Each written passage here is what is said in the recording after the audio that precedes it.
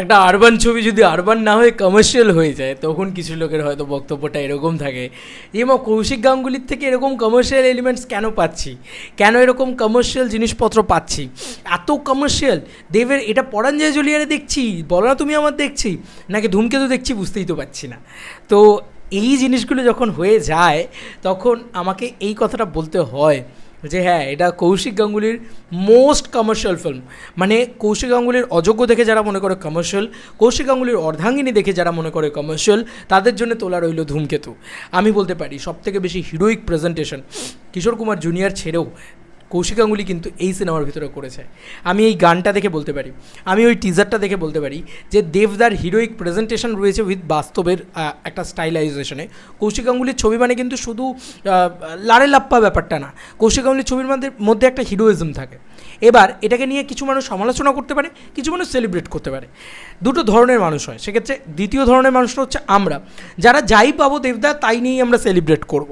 কিন্তু কিছু মানুষ আছে হতে পারে সেটা সমালোচনা করতে পারে যে এমা কমার্শিয়াল। আমি তো অনেক দিন আগে থেকেই বলে যাচ্ছি যে ধূমকেতুর ভিতরে কিন্তু কমার্শিয়ালিজম এলিমেন্টস আছে, মানে অ্যাকশন ইত্যাদি রয়েছে, দেবকে দেবের মতন করে প্রেজেন্টেশন রয়েছে। এই গানটা দেখে আবারও সেটা প্রমাণিত যে এরকম একটা ছবি, অন্যরকম একটা সাবজেক্ট, টেররিজম ইত্যাদি ইত্যাদি ইত্যাদি ইত্যাদি, তার ভিতরেও কিন্তু আমরা দেখতে পাচ্ছি যে দেবদা একদম ফ্লার্টিং করে করে গান করে বেড়াচ্ছে, যেটা পরাঞ্জয়তে দেখতে পেয়েছিলাম আমরা, যেটা রোমিওর ভিতরে দেখতে পেয়েছিলাম। সেই ছবিগুলো তো মানে সাবজেক্টটাই ফোকাসড অন প্রেম ছিল, তাই না? শুধু একটা প্রেমের ছবি ছিল, এটা তো কখনোই সেটা নয়। তারপরেও কিন্তু এখানে এরকম একটা গান রয়েছে। কেন?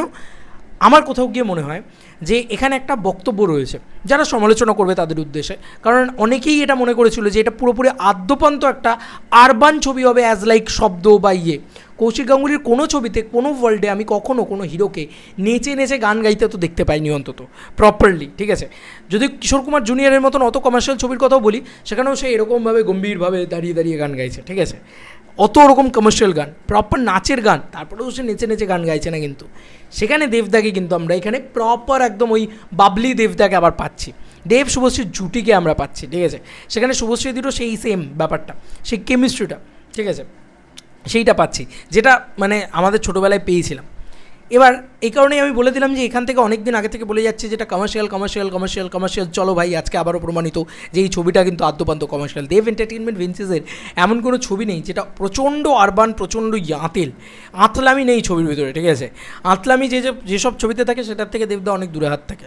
দেবদা আতলামি করে না সিনেমার ভিতরে।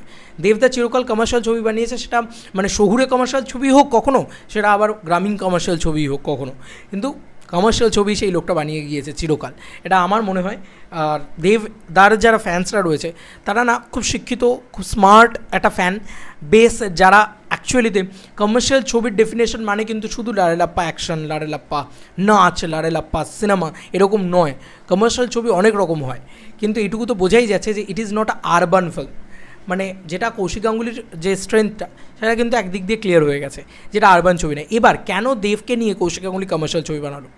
দেখো, এটা না আমি বলবো না যে কে আমাকে বলেছে, বাট আমার মনে হলো এটা মানে আমাকে একজন বললেন, এটা খুব সত্যি কথা যে স্বয়ং উত্তম কুমারকে নিয়ে যখন সত্যজিৎ রায় কাজ করলেন, তিনি চাইলেই পারতেন তাকে নিয়ে একটা অপু সংসার বানাতে। অপু সংসার কিন্তু একটা আইকনিক ফিল্ম, অসাধারণ সিনেমা, কিন্তু কেন অপুর চরিত্রটারে উত্তম কুমারকে বসালেন না সত্যজিৎ রায়ের মতন legendary film maker, Satyajit Ray, তাই না? তো আমাদের মানে আমরা বাঙালিরা যার নামে পরিচিত, তো সেই সত্যজিৎ রায় কেন বসালেন না? এটা যদি আমরা ভেবেচিন্তে দেখি, এবার এখান থেকেই চলে আসি। তুলনা করছি না বাবু, মানে এটা কেউ ভেবো না যে তুলনা করছি সত্যজিৎ রায়ের সাথে কৌশিক গাঙ্গুলি, না না, সেটা আমি কখনোই বলছি না। আমি বলছি জাস্ট মানে বোঝানোর জন্য বলছি যে সত্যজিৎ রায় কেন অপু সংসারে উত্তম কুমারকে দিলেন না। কারণ উত্তম কুমার মানে নায়ক, উত্তম কুমার মানে হিরো। সব চরিত্র দেখবে, আজকে ঋত্বিক ঘটক উত্তম কুমারকে নিয়ে কোনো ছবি করেননি। কেন করেননি? কারণ তার না কখনো নায়ক সুলভ ছবি করতে ইচ্ছেই হয়নি, এবং সে না কখনো নায়ক সুলভ কোনো গল্পই পায়নি তার জীবনে, যে কারণে সে উত্তম কুমারকে নিয়ে মানে পাতার পর পাতা গল্প শুনিয়ে গিয়েছে, যেটা একটা সাদা দিস্তা ছিল, এগুলো হয়তো জানা গিয়েছে আগে পরবর্তীতে, কিন্তু কখনো সিনেমা করেনি, কারণ ভাবতে পারেনি আসলে উত্তম কুমারকে নিয়ে। আর সত্যজিৎ রায় সে উত্তম কুমারকে নিয়ে যখন ভেবেছিল, সে কিন্তু নায়ক ভেবেছিল। চিড়িয়াখানাও যদি আমরা দেখি, একটা স্টারডম ওরিয়েন্টেড ক্যারেক্টার, ব্যোমকেশ কিন্তু স্টারডম ওরিয়েন্টেডভাবে প্রেজেন্ট করেছে। আজকে যে ব্যোমকেশের লুকটা, এই যে চশমা পরানো, এই যে সেইভাবে কথা বলা, এগুলো সত্যজিৎ রায় নিয়ে এসছে প্রথম। তো তো এটাই আমি বলতে চাই যে এখান থেকেই কিন্তু একটা জিনিস পরিষ্কার হয়ে যায় যে বড় বড় ডিরেক্টররাও হিরোদেরকে নিয়ে হিরোইক সিনেমা বানিয়েছে, তাঁর মতন সিনেমা বানিয়েছে। আজকে ঋত্বিক চক্রবর্তীকে নিয়ে এই সিনেমাটা তো হতো না, ধূমকেতু তো হতো না, তাহলে তো তাকেই কাস্ট করে দেওয়া হতো না। কাস্টিংটা তো একটা বড় ব্যাপার। তো কেন আজকে কৌশিক গাঙ্গুলির চয়েস দেব শুভশ্রী? কারণ দরকার এই সিনেমাটাতে নিশ্চয়ই স্টারডম, দরকার নিশ্চয়ই এই সিনেমাটাতে ওই ব্যাপারটা, যে কারণেই, কারণ কৌশিক গাঙ্গুলি বলতেই চেয়েছে হয়তো স্টারডমের গল্প, সেই কারণেই কিন্তু এই জায়গাটা হয়েছে বলে আমার ধারণা। এবং দেব শুভশ্রীকে নিলে সে স্টারডমের গল্পই বলবে, এটা খুব স্বাভাবিক ব্যাপার। মানে এটা যারা ভাবছে যে দেব শুভশ্রীকে নেওয়া হয়েছে সে আর পরাঞ্জয়ের মতন সিনেমা হবে না, এটা না, এটার ভিতরে গল্প হয়তো থাকবে কিন্তু ওই মোমেন্টসগুলো প্রপারলি থাকবে। যদি না থাকে, মানে মানুষ সুপারস্টারকে না, সুপারস্টারের আকার থেকে বেরিয়ে অন্যরকমভাবে হলে তাকে মানুষ পছন্দ করে না, সাধারণ মানুষ। তারা সুপারস্টারকে সুপারস্টারভাবেই দেখতে পছন্দ করে। তার জ্বলন্ত উদাহরণ হচ্ছে শাহরুখ খানের স্বদেশ বা শাহরুখ খানের ফ্যান। এই ছবিগুলোতে না শাহরুখ খানকে আমরা শাহরুখ খানের মতন করে পাইনি, ছবিগুলো ব্যবসা করেনি, জানো তো। তো ডিয়ার জিন্দেগি হতে পারে, আরও অনেকগুলো ছবি আছে। কিন্তু ব্যাপারটা হচ্ছে যে শাহরুখ খানকে যেখানে আমরা শাহরুখ খানের মতন করে পাই, সেখানে কিন্তু শাহরুখ খানের সিনেমা দারুণ ব্যবসা করে। তো এইখানেই হচ্ছে ব্যাপার যে কে কাকে কীভাবে প্রেজেন্ট করছে। যে কোনো মানে ইতিহাসে যে কোনো বড় বড় ডিরেক্টর তুলে দেখে নাও, আমি তো উত্তম কুমারের এক্সাম্পলটাই সবথেকে বেশি দিলাম। নায়ক ছবিটায় অন্য কেউ, ইন্ডাস্ট্রি কেন গোটা পৃথিবী খুঁজলেও উত্তম কুমার ছাড়া বেস্ট চয়েস আর কেউ হতো না সেই সময়। তো ধূমকেতুতেও তাই অ্যাকচুয়ালিতে দেবদা ছাড়া এটা, যে দেবদার জায়গায় ঋত্বিক করতে পারতো না। অনেকেই বলছেন শব্দর মতন ছবি তো নয় এটা, কৌশিক গাঙ্গুলির আগের ছবি, তাও ওই আরবান ব্যাপারটা কেন পাচ্ছি না, ওই আতলামিটা কেন পাচ্ছি না, বা ওই আর্ট ফিল্মের যে মজাটা সেটা কেন পাচ্ছি না। তাদের কাছে তো আর্ট ফিল্মের একটা মজা আছে, আমার কাছে নেই, থাকতেই পারে, আমি যেটাকে রেসপেক্ট করি, কিন্তু পাবে না বস। এটা দেবদার ছবি হবে। কৌশিক গাঙ্গুলি মাথায় রেখেছেন যে এটা দেবকে নিয়ে বানাচ্ছি, দেবের মতন ছবি এটা। হ্যাঁ, হয়তো দেবকে এইভাবে কেউ দেখেনি, ওই যে বয়স্ক লুকটা ওইভাবে কেউ দেখেনি হয়তো, বয়স্ক তো হবেই না দেবদা। আমি তো বলেই দিয়েছিলাম অনেক দিন আগে, আমার মনে হচ্ছিলো এই জিনিসটা, মানে টিজার দেখার পরেই আমার এই জিনিসটা ক্লিয়ারলি একদম মনে হচ্ছিলো যে বয়স্ক কোনো লুক থাকবে না, ওটা একটা ভেক বা ওটা একটা মেকআপ। কারণ রুদ্রনীলের লুক সেমই আছে, অথচ দেবদার লুকটাকে ওরকম চেঞ্জ হয়ে গেছে। তো যাই হোক, সেটা আলাদা প্রসঙ্গ। ওইটা হয়তো মানে কৌশিক গাঙ্গুলির অ্যাটাচমেন্ট 50-50 ছবি হয় বলে না, যে একটা স্টারের এটা একটা দেবদার ছবি, 50% কৌশিক গাঙ্গুলির ছবি, সেই মজাটা তোমরা পাবে। আর এটা স্বাভাবিক, মানে তুমি যদি নায়কও দেখে নাও, উত্তম কুমারের নায়ক, সেখানে দেখবে নায়কও সুলভ জিনিসপত্রগুলোই দেখানো হয়েছে, যে কারণে সেটা 50% উত্তম কুমারের ছবি হয়েছে, আর বাকি 50% থেকে সত্যজিৎ রায়ের ছবি, যেখানে উনি টাকার ইয়েতে ডুবে যাচ্ছেন, এরকম ধরনের জিনিসপত্র যে দৃশ্যগুলো দেখানো হয়েছে সেগুলো। তো সেগুলো সত্যজিৎ রায়ের মতন মনে হয় যে হ্যাঁ, এই তো সত্যজিৎ রায়ের ছবি দেখছি। আর বাকি উনি ওই হেঁটে ঢুকছেন বা মানে ওই যে যেখানে উনি জুতোর ফিতে বাঁধতে বাঁধতে ডায়লগগুলো দিচ্ছেন, ওগুলোতে মনে হয় যে হ্যাঁ, it is the epic film, it is the ডায়লগবাজি ফিল্ম, এটা একটা নায়কের ছবি। হ্যাঁ, মানে সব চরিত্র সবার জন্য না, এটা আবির চাইলেও করতে পারবে না। এই যে তোমরা বলো না যে আবির নাকি সাইলেন্ট সুপারস্টার, কিছু লোক বলে, আবির চাইলে এই চরিত্রটা করতে পারবে, মানে করে হয়তো দেবের মতন কারিশমাটা টানতে পারবে। এইটা হচ্ছে সবথেকে বড় কথা। তাহলে তো আবিরকেই চুজ করা হতো এই গল্পের জন্য, অত সোজা না। দেবকে সোয়েটার পরলেও না, ওই যে বলে না তুমি দুটো হাত কেটে দাও, মানে শাহরুখ খানকে বলেছিল না রাজকুমার, এটা নেই যে দুটো হাতও যদি কেটে দেওয়া হয়, যে ও এরকম হাত ফেলাতে পারবে না, যখন কেটে দিতে হবে, তাও ফেসিয়াল বা দাঁড়াবে এসে ওটাতেই স্টারডম। তো ওই স্টারডমটাকে মাথায় রেখেই রাজকুমার হিরানিও তখন মানে মাউন্ট করেছে। তুমি যদি ডাঙ্কি ছবিটাও দেখো, কার পছন্দ হয়েছে কার অপছন্দ হয়েছে আমি জানি না, আমি এইটুকু বলতে পারি যে শাহরুখ খানের যে ক্যারেক্টারটা সে কিন্তু হিরোইকভাবেই লেখা। যে কোনো বড় ডিরেক্টররা এটাই করেন, ভালো ডিরেক্টররাও এটাই করেন, তবেই তিনি ভালো ডিরেক্টর। কারণ একজনকে নেওয়া হচ্ছে, তার মতন করে যদি ব্যাপারটাকে দাঁড় করানো যায়, তাহলে সবথেকে বেশি স্ক্রিনে দেখতে ভালো লাগে।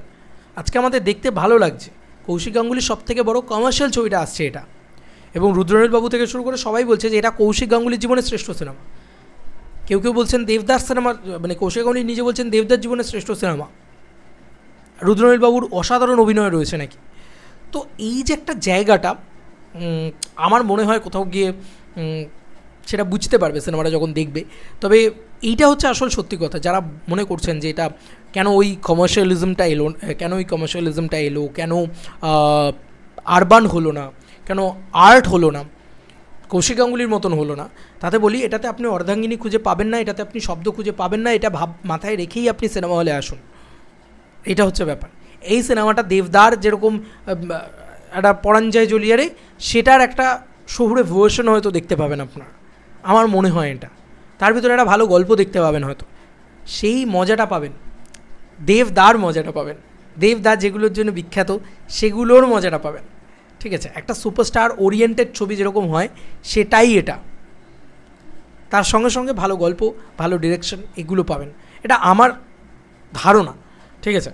আমার কেন ধারণাটা হলো, আমাকে বললেনও একজন যে আমি তাকে বলছিলাম আমি তো কমার্শিয়াল মজাটা পাচ্ছি, আমি তো রোমিও দেবদাকে পাচ্ছি, আমি তো সেই পরাঞ্জয়ের দেবদাকে পাচ্ছি, আমি তো সেই কমার্শিয়াল, আবার টিজারটাতেও দেখলাম দেবদা এরকম পাঞ্চ ব্যাক করছে বা দেবদা এরকম বন্দুক নিয়ে দাঁড়িয়ে আছে, কমার্শিয়ালিজম। আমি তখন বলেছিলাম, অনেকে কাউন্টার করেছিল যে না না না এটা কমার্শিয়াল ছবি না, এটা আরবান ছবি।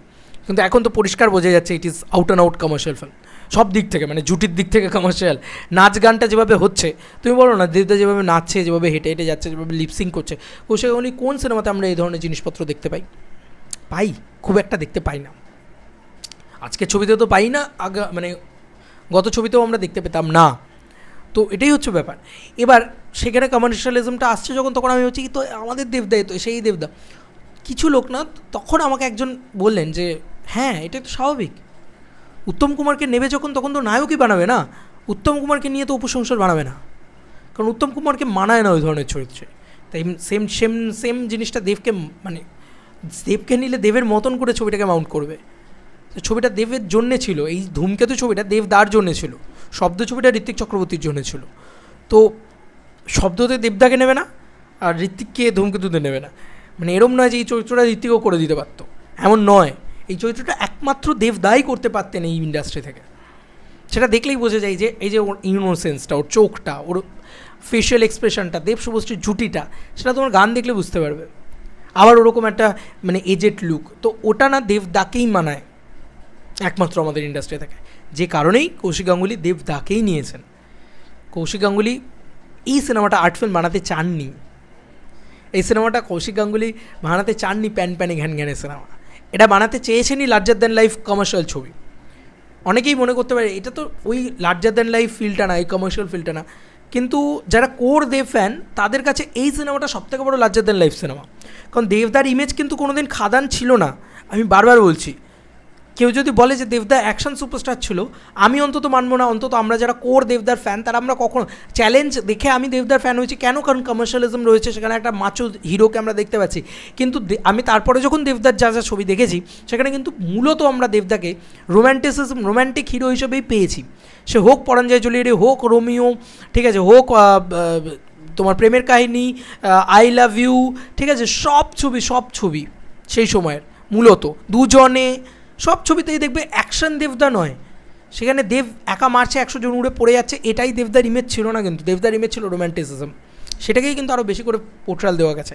এখানে দেবদাকে আমরা অ্যাকশন ইমেজেও দেখতে পাবো, এখানে দেবদাকে আমরা ইয়েতেও দেখতে পাবো, মানে একটা ভালো নিটোল গল্প রয়েছে সেটাতেও দেখতে পাবো। তো এটাই হচ্ছে ব্যাপার। আমার যা মনে হলো আমি সেটা তোমাদের সাথে শেয়ার করলাম। তোমাদের কার কী মতামত, আমার সাথে তোমরা একমত কিনা জানিও কমেন্ট সেকশনে। এবং যারা বলছিল এই ছবিটা কমার্শিয়াল ছবি নয়, তাদের মুখে মানে রীতিমতো আমি ওইভাবে বলতে চাই না, বাট এটা কমার্শিয়াল ছবি, আউট অ্যান্ড আউট দেখতেই পাওয়া যাচ্ছে। এবং ওই যে বললাম, সত্যজিৎ রায় যদি উত্তম কুমারকে নিয়ে নায়ক বানাতে পারেন, তাহলে কৌশিক গাঙ্গুলি দেবকে নিয়ে ধূমকেতু বানাতে পারে।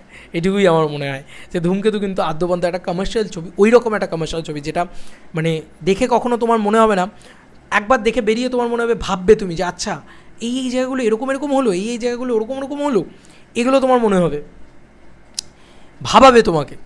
কিন্তু কখনোই তোমার মনে হবে না দূর ভাই সেই তো দেবদার মতন করে পেলাম না, দেবদা একটু নাচলো না, একটু গান গাইলো না, দেব শুভশ্রী জুটির মতন করে পেলাম না, ঠিক এই জিনিসটা মনে হবে না। বেরিয়ে বলবে ওয়াও কি গল্প, তার সাথে আমরা নস্টালজিক হয়ে গেলাম, সেই দেব শুভশ্রী জুটিকেও পেলাম, আবার সেই বাবলি দেবকেও দেখতে পেলাম, সেই রকম ভাইবসটাও পেলাম, যেটা ঠিক নায়কের জন্য হয়েছিল। ওই জন্য নায়ক একটা ব্লকবাস্টার সিনেমা হয়ে যায়। তো এই আর কি বিষয়। আমার যেটা মনে হলো, আমি বোঝাতে পারলাম কি না জানি না, হয়তো ঠিকঠাকভাবে বোঝাতে পারলাম না, আমি হয়তো ভাষা শব্দ চয়নে ঠিক জায়গাটাই বোঝাতে পারলাম না, সেটা আমার মানে অক্ষমতা থাকবে যদি আমি না বোঝাতে পারি। তো কিন্তু যেটা মনে করছি সেটাই আর কি হয়েছে, সত্যি কথা এটা ঠিক যে কখনও বড় কোনো ডিরেক্টর সে যদি ভালো ডিরেক্টর হয় তাকে আরবান করে প্রেজেন্ট করবে না দেবকে, ঠিক আছে, এইটা হচ্ছে ব্যাপার। যদি দেবদাকে আরবান করে প্রেজেন্ট করে তাহলে মানুষ এই কানেকশানটা ফিল করতে পারে না, আর দেবদার সাথে কানেকশান ফিল করলে তবেই না গল্পটার সাথে জুড়ে যাবে। সেটাই কৌশিক গাঙ্গুলি করেছেন। ইজ দ্য বেস্ট ফিল্ম আমাদের আওয়ার টলিউড ইন্ডাস্ট্রি। আমার মনে হয় এটা একটা লেজেন্ডারি সিনেমা, যেটা আমাদের ফিল্ম ইন্ডাস্ট্রিতে বেস্ট সিনেমা হিসেবে থেকে যাবে। দেখা যাক এই সিনেমাটা জাতীয় পুরস্কার মারে কিনা। চলো বন্ধুরা, নতুন কোনো ভিডিওতে দেখা হবে ব্যাপারে।